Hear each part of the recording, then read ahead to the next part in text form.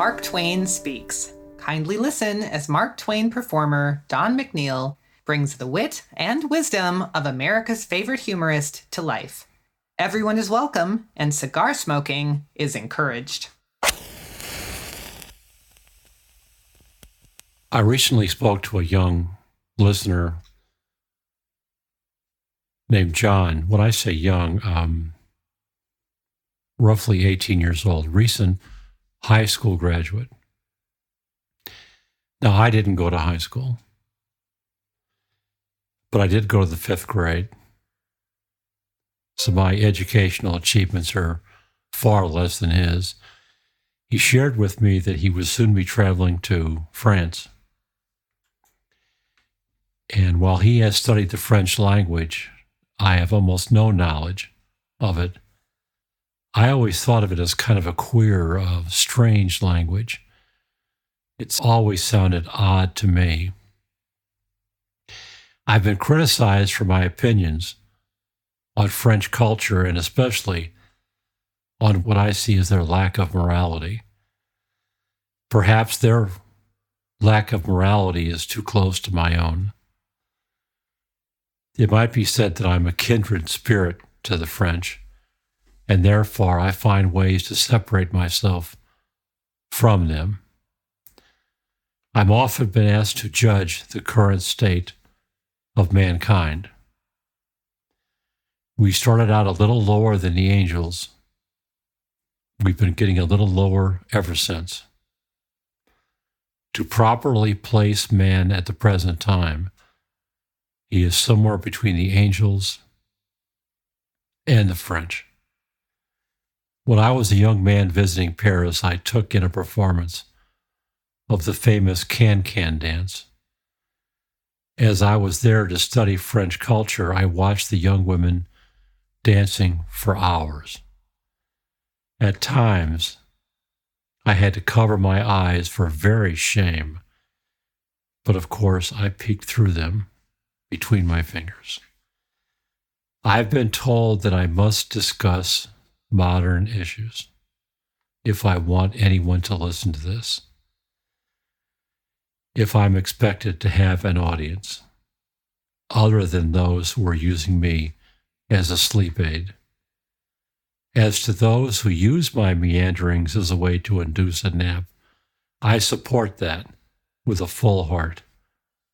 If my voice can be substituted for sleep-inducing drugs, who am I to complain? For those attempting to stay awake during my lectures, I will try to pivot into more current issues. I find the British discussion of Brexit to be most fascinating. The British people, most unexpectedly, voted in favor of the British exit from the European Union. Certainly, the will of the people was carried out. That was not the case. Their elected leaders cannot agree on how to do this. Nobody seems satisfied with any compromise. How did things go so wrong?